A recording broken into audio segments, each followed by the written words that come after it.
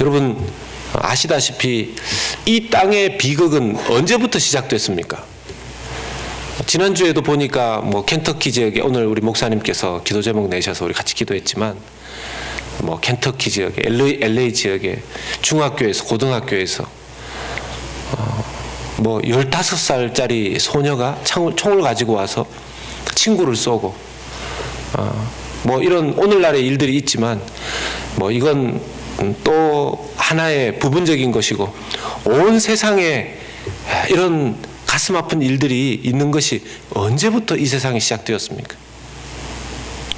아담과 하와가 하나님의 명령을 어겼었던 그때부터 이 땅이 이렇게 되기 시작하지 않았습니까? 원래부터 이 땅이 이렇게 엉망인 것은 아니었죠. 우리는 이 땅을 우리가 살아가고 있음에도 불구하고 이 땅을 행복하게 살아가는 것이 아니라 언제 어떻게 내 인생에 무슨 일이 닥칠지 모른다는 조마조마한 마음으로, 그리고 그저 우리의 삶에 하나님께서 평안과 행복을 주시면 그것으로 감사해야 하는 마음으로 그렇게 하루하루를 살아갑니다. 남들과 비교해서 조금 더 많이 가지면 행복해하고, 남들과 비교해서 우리 집에 어려운 일이 많이 생기지 않으면 행복해하고, 상대적으로 비교해 가면서 이 땅의 삶을 하루하루 살아갑니다. 그런데 정말 돌아보면 우리가 원래 그렇게 지음받은 우리 인류가 그런 종류의 그런 인류입니까? 그렇지 않지요. 하나님께서 처음 이 세상을 만들었을 때는 보기에 아름다우셨다 그랬습니다. 보기에 좋았다고 하셨습니다. 마음에 든다고 하셨습니다.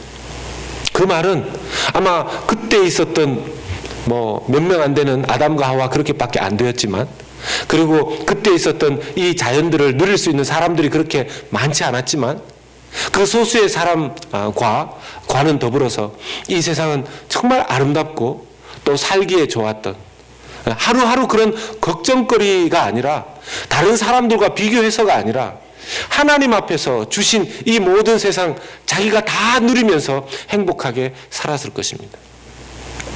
그런데 인간이 하나님과의 사이에서 스스로 하나님과의 관계를 깨버렸죠. 하나님이 인간에게 모든 것을 주시고 하나님이 인간에게 모든 것을 누리게 하셨는데 단 한 가지 하나님께서 유지하고 싶어 하셨던 것이 있었습니다. 원하셨던 것이 있습니다. 다 주셨는데 원하셨던 것이 있습니다. 무엇이냐? 그 관계, 그 질서, 그것이 분명하기를 원하셨던 것이죠. 그래서 하나님을 향하여서 인간이 보여주면, 하나님께서 받으시면, 그 유일하게 한 가지만 잘 지키면 이 땅 모든 것은 그 평화와 아름다움은 깨어지지 않고 유지될 수 있었을 것입니다. 그것이 무엇입니까? 순종입니다. 그것이 순종이었습니다. 여러분, 선악과 자체가 중요한 것이 아니죠.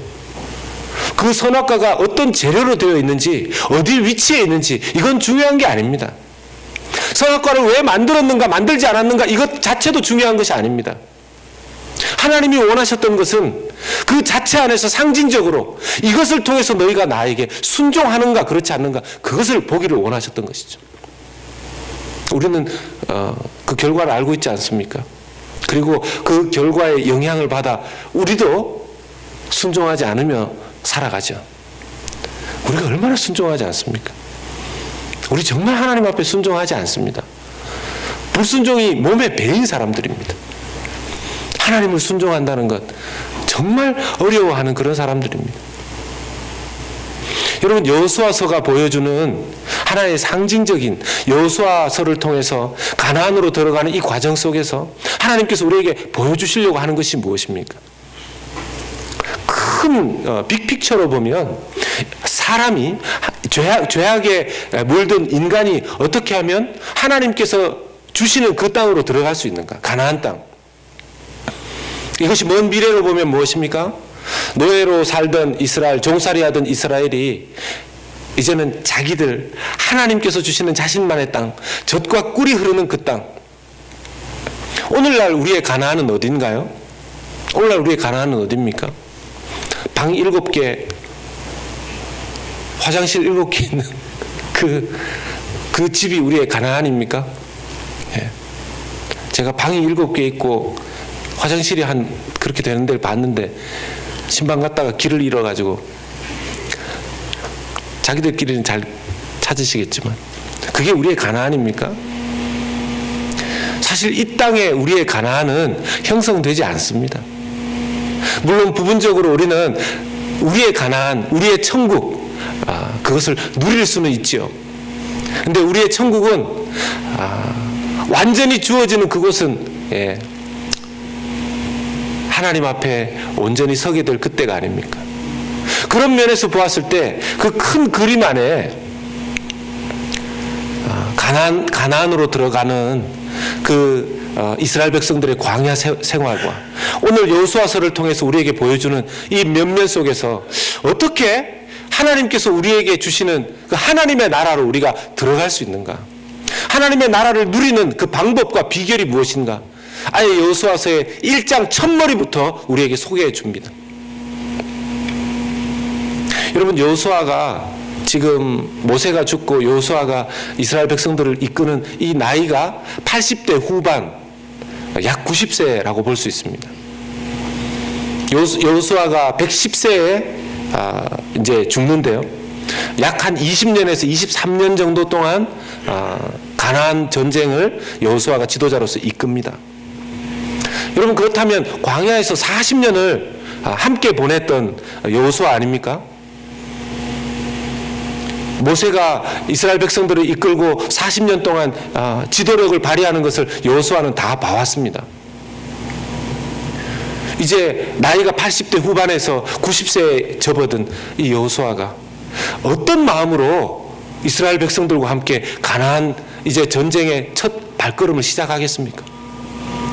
꼭 들어가야 된다. 40년을 헤맸다는 거죠.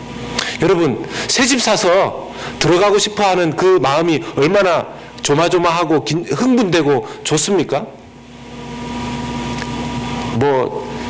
집 하나 사놓고 빨리 들어가고 싶은 마음이 많을 텐데 1년, 2년도 아니고 30년, 40년의 시간을 약속을 받은 이스라엘 백성들이 거기에 들어가지 못했다는 것이죠.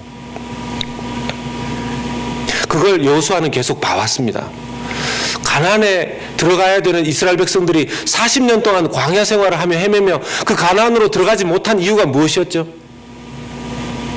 무엇이었습니까? 불순종 때문이죠. 순종하지 않았기 때문이었습니다.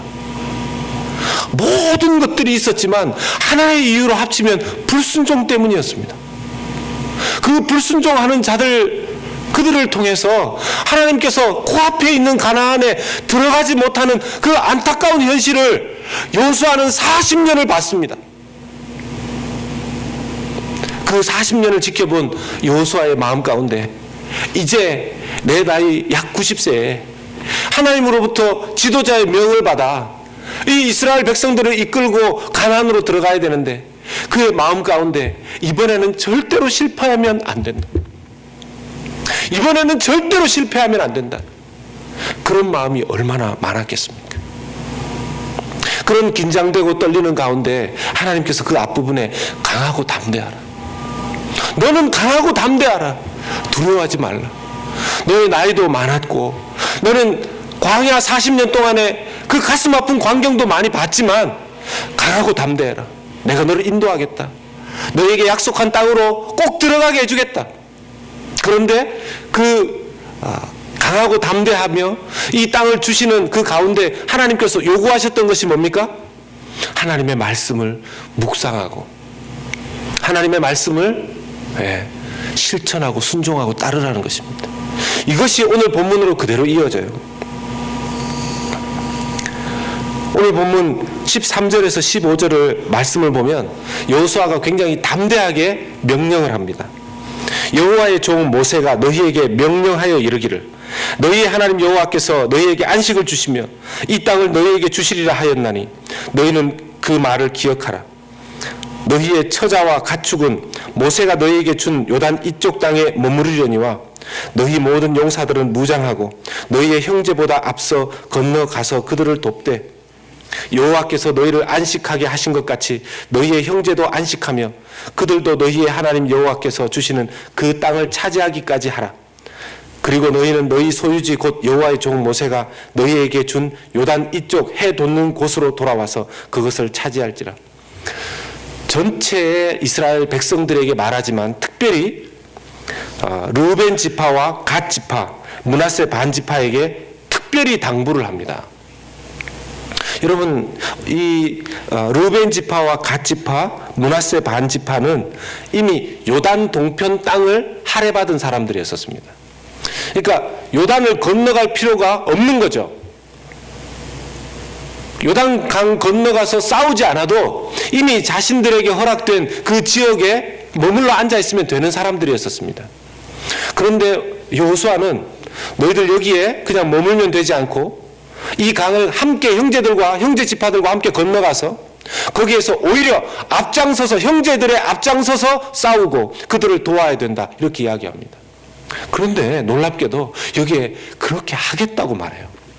그렇게 하겠다고 말합니다. 아니, 처자식을 요단 동편에 두고 그렇게 가면 걱정되지 않겠습니까? 성경에는 지금 나오지 않는데요, 하나님께서 이런 부분에 다 사실은 여호수아에게 지혜를 다 주셨습니다. 여호수아가 아무 대책 없이 처자식 두고 가라고 한 게 아니라는 것을 알 수 있는 게 민수기 성경 26장을 보면 이스라엘 백성들 중에서 군대에 갈 수 있는 20세 이상의 군대에 보낼 만한 사람들의 숫자를 기록해 놨는데요, 26장 7절을 보면 르우벤 종족들에 계수된 자가 43,730명이었습니다. 지금 암산 잘 하시는 분들은 계산해 보십시오.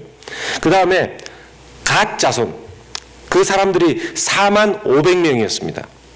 그리고 34절에 보면 므낫세 종족들이 52,700명이었습니다. 자, 암산 끝났죠? 몇 명입니까? 예? 예, 이게 한 13만 뭐 이렇게 돼요. 예. 그럼 이게 계산이 이렇게 되는데 나중에요. 여호수아서 4장 12절 13절을 보면 13절에 특히 보면요, 무장한 4만 명 가량이 여호와 앞에서 건너가 싸웠다고 이렇게 돼 있어요. 그럼 나머지 사람들 다 어디 있습니까? 요 민수기에 나오는 르우벤 지파, 므낫세 또 갓 자손을 합치면 약 13만 썸띵이 되는데, 므낫세 지파는 므낫세 지파의 반이 거기에 머물고 므낫세 지파의 반은 요단 서편의 땅을 받게 되어 있습니다. 그러니까 므낫세 지파를 반으로 딱 나누면 약 11만 정도가 군대에 갈 수 있는 그 세 지파를 합친 숫자가 됩니다. 그런데 나중에 여리고 앞에 서 있는 그 세 지파의 군대를 계수해 보니까 약 4만. 그럼 어떻게 되죠? 7만 정도가 요단 동편 자신들의 처자식을 지킬 수 있도록 하나님께서 여호수아를 통해서 배려하신 것입니다. 걱정할 필요 없는 것이죠.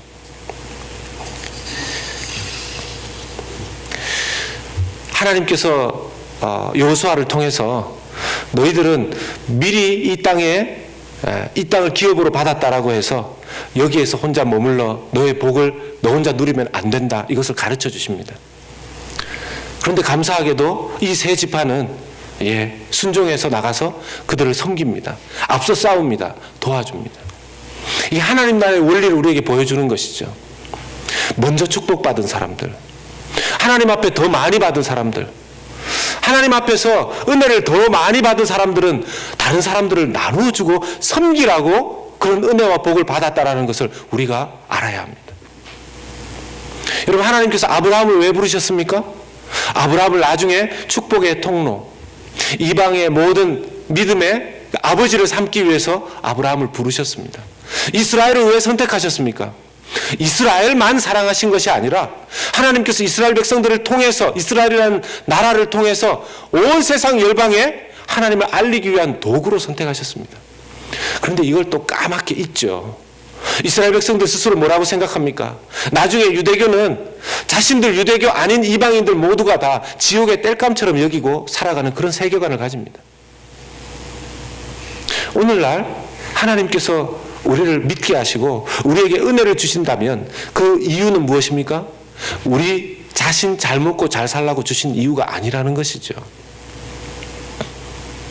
또다시 섬겨야 할 사람, 나누어 주어야 할 사람, 도와주어야 될 사람이 있다라는 것입니다.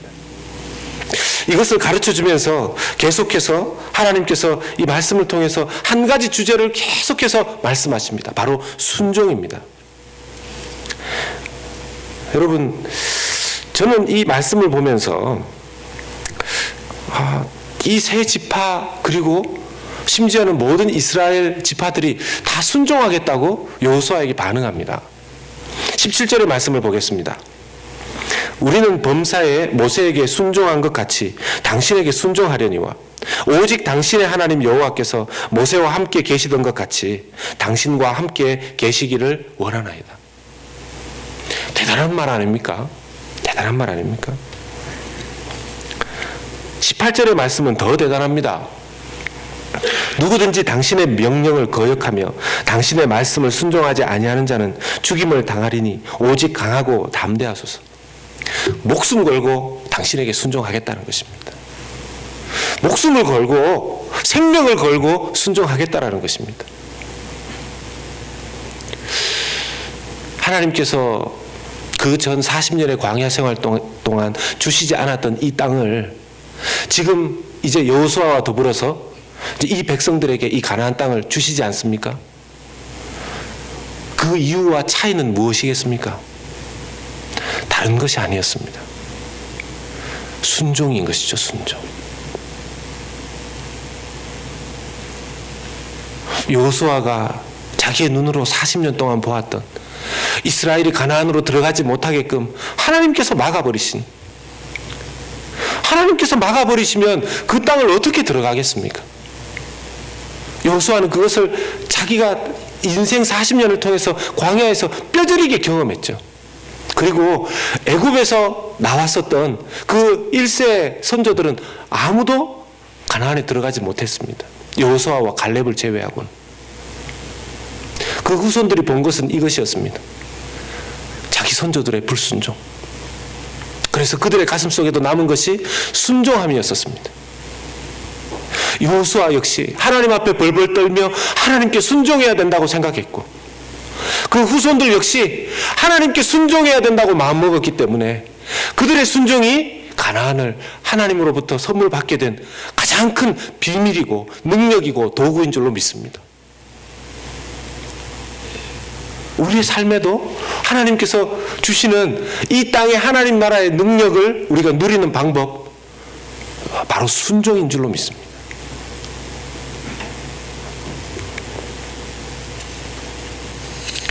하나님께서 가장 기뻐하시는 것이 순종인데요, 우리가 그걸 자꾸 다른 걸로 바꾸고 싶어 합니다.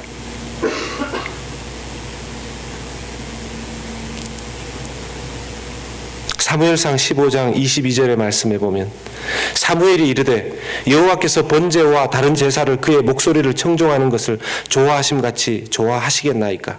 순종이 제사보다 낫고 듣는 것이 순양의 기름보다 나으니.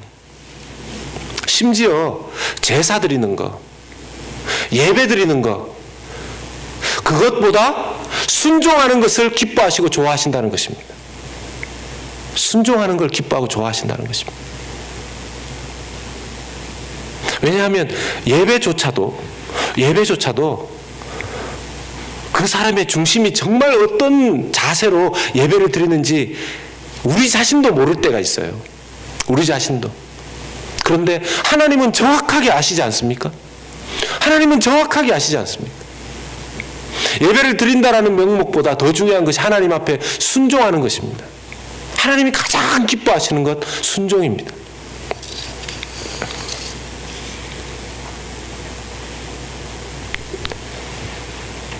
가나안은 사실은 이스라엘 백성들의 싸움의 실력으로 쟁취해낸 것이 아니고 순종으로 쟁취해낸 것입니다. 순종으로. 그러면 오늘날은 어떨까요? 오늘날 우리가 누리기를 원하는 하나님의 나라, 그건 역시도 순종으로 이룰 수 있습니다. 하나님의 나라는 여러분 어디에서 먼저 회복되겠습니까? 어디에서 먼저 회복되겠습니까? 누가복음 17장 20절에서 21절 말씀입니다. 바리새인들이 하나님의 나라가 어느 때에 임하나이까 묻거늘 예수께서 대답하여 이르시되 하나님의 나라는 볼 수 있게 임하는 것이 아니요 또 여기 있다 저기 있다고도 못하리니 하나님의 나라는 너희 안에 있느니라. 하나님의 나라, 쉽게 말해서 하나님의 나라는 한국 사람들 짧게 한 단어로 뭐라고 말합니까? 천국 아닙니까? 천국. 그 천국은 어디에 이루어지는 것입니까? 먼저 우리 안에, 이것은 개인적인 우리 성전된 우리 안에 이루어지는 것이고 공동체적으로 이런 예수님을 믿는 믿음의 공동체 안에 이루어지는 것이죠. 천국이 내 마음 안에 회복되어야 된다는 것이죠. 천국이 우리 모이는 공동체 안에 회복되어야 된다는 것이죠. 이 천국도 하나님의 나라 땅이라면 이것은 무엇으로 우리 안에 형성되는 것일까요? 하나님의 나라 천국은 어떻게 공동체 안에 보여지는 것일까요? 똑같은 원리 아닙니까? 순종함입니다. 내 안에 내가 예수를 믿고 있지만 하나님 믿고 있음에도 불구하고 내 속이 까맣게 타버리는 지옥 같은 심령이 될 때가 있습니다. 왜 그럴까요? 왜 그럴까요? 누가 내 마음을 속상하게 해서? 누가 나를 괴롭게 해서? 돈이 없어서? 아닙니다. 불순종 때문입니다. 불순종 때문입니다. 순종하지 않아서입니다. 하나님 앞에 하나라도 우리가 제대로 순종해 보면 우리 마음 가운데 천국이 이루어지는 것을 경험할 수 있습니다. 분명히 하나님께서는 가정에 대해서도 뭐 이렇게 말씀하시지 않습니까? 가정뿐만 아니라 서로의 관계에 대해서 서로 다투었다 하더라도 해가 지기 전에 서로 화해하라고 하시잖아요. 근데 뭐 부부싸움 하는 사람이 해 지는 거 그거 계산해 가면서 싸우는 사람 없지 않습니까? 해가 막 다투고 삐쳐있고 해가 지금 막 져가는데 해졌으니까 풉시다. 하나님이 해가 지기 전에 풀라 그랬으니 해가 지기 전에 풉시다. 절대로 그렇게 안 하죠. 밤이 새도록 싸우죠. 밤이 새도록만 싸웁니까? 그냥 먹어가면서 싸울 수도 있고. 그러니 천국이 어떻게 누려집니까? 하나님 나라가 어떻게 누려집니까? 만약 그때 그 말씀에 순종해서 하나님께 순종해서 자기의 자존심은 허락하지 않지만 해가 졌으니까 그만합시다. 그러면 그때 하나님께서 우리 안에 하나님의 나라를 차지하게 해주시는 줄로 믿습니다. 하나님의 나라는 순종을 통해서 차지하는 것 아닙니까? 근데 우리가 이게 안 되는 겁니다. 이 순종이 너무 안 되는 거예요. 몸에 뱄습니다. 불순종은 몸에 배어 있습니다. 우리가 불순종의 죄성이 없어지지 않고 우리 안에 늘 남아 있습니다. 원래 하나님께서 다 누리도록 천국 같은 삶을 살도록 우리에게 주셨다고 말씀하지 않았습니까? 창세기 1장을 보면 하나님께서 땅에 기는 것과 하늘에 나는 것과 다 주셨다 그랬습니다. 다 주셨다 그랬습니다. 창세기 2장 17절에 분명히 말씀하셨죠. 선악을 알게 하는 나무의 열매는 먹지 말라. 네가 먹는 날에는 반드시 죽으리라. 반드시 죽으리라. 생명을 잃게 된다 그랬습니다.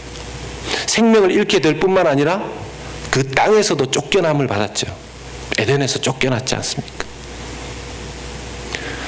에덴은 천국의 하나의 상징적인 이 땅에서 하나님께서 만들어 놓으신 그런 장소였는데 거기에서 결국 쫓겨났으니 이제 생지옥 같은 인생을 살아가는 것 아닙니까? 그게 우리의 인생 속에 지금도 남아있죠. 문명이 발달됐다고 하지만 지금도 여전히 이 땅 가운데서의 괴로움이 우리에게 늘 가까이 있고 우리도 그걸 경험하면서 살아가고 있습니다. 그것이 어떻게 회복되는지를 이 여호수아서 지금 1장 10절에서 18절에 우리에게 보여주시는 것이죠. 어떻게 회복되는가? 어떻게 회복되는가?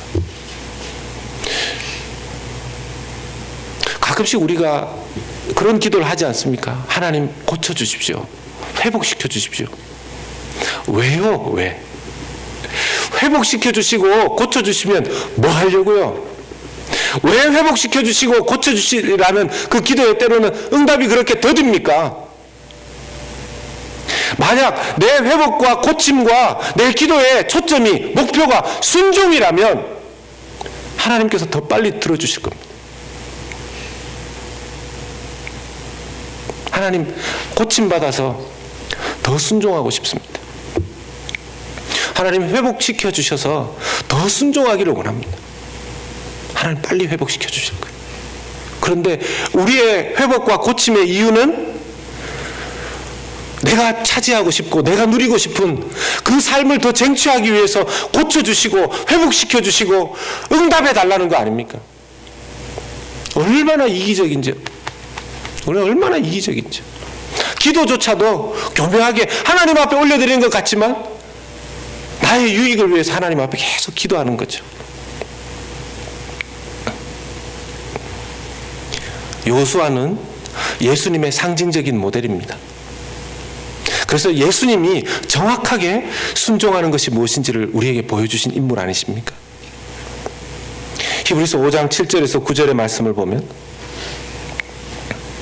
그는 육체에 계실 때 자기를 죽음에서 능히 구원하실 이에게 심한 통곡과 눈물로 간구와 소원을 올렸고 그의 경건하심으로 말미암아 들으심을 얻었느니라. 예수님이 왜 이렇게 통곡하시고 눈물을 흘리시고 간구하시고 소원을 올리셨습니까? 예수님의 순종함이 쉬운 것만은 아니었습니다. 예수님은 누구를 위해서 순종하신 것입니까?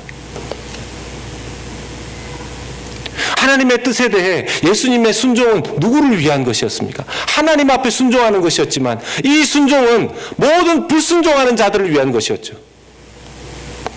8절에 그가 아들이시면서도 받으신 고난으로 순종함을 배워서 9절 말씀에 온전하게 되셨은즉 자기에게 순종하는 모든 자에게 영원한 구원의 근원이 되시기 위하여.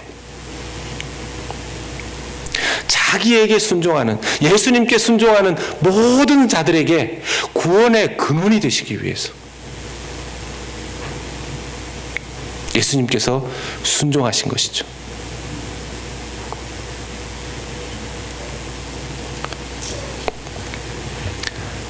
하나님의 말씀을 많이 읽는다고 해서 우리가 변하는 것이 아니더라고요. 단 한 절을 읽더라도 그 안에 단 한 번이라도 순종이 들어가게 되면 하나님께서 우리 안에 천국의 능력을 보여주시고 천국을 회복시켜 주신다는 것입니다. 토마스 멘턴이라는 청교도 목사님이 이렇게 얘기했습니다. 우리는 명상에 잠겨 잠시 쉬기 위해서가 아니라 순종하기 위해 묵상한다. 순종하기 위해.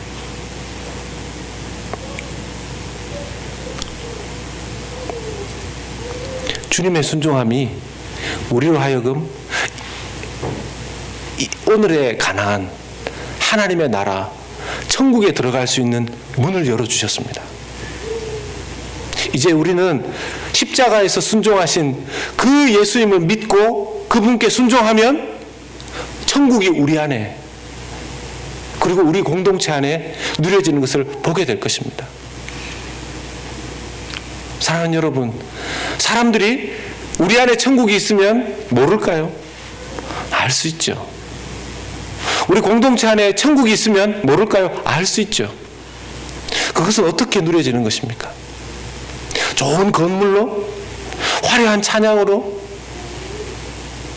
서로 눈에 보이는 어떤 친절로, 그것조차도 다 외부적인 것이고, 가장 중요한 것은 하나님과 하나님의 말씀을 향한 순종함으로 이루어지는 것입니다.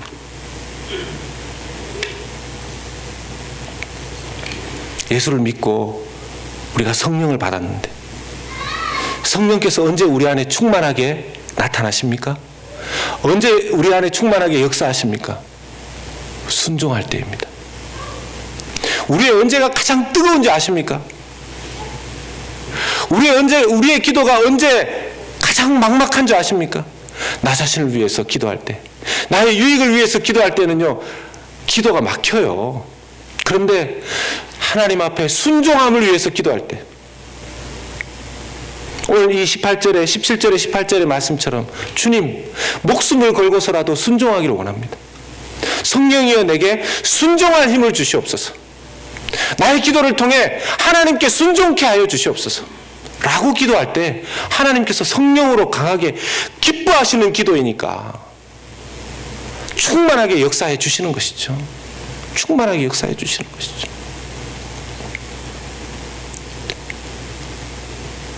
제가 어떤 때는 간절히 기도한다고 기도하는데 하품 외에는 눈물 한 방울 안 나는 때가 있습니다. 저도 모르게 제 기도가 저의 목적을 이루기 위한 기도로 흘러가고 있는 것이죠. 그런데 이 말씀을 묵상하면서 제가 생각해 봤습니다. 정말 순종하기 위해서 기도하는가? 순종하기 위해서. 예수 그리스도께서 보여주신 그 순종함을 나도 실천하기 위해서, 그걸 이루기 위해서 기도하고 있는가? 그때 하나님께서 열어주시더라고요. 그때가 되어서 열어주시더라고요.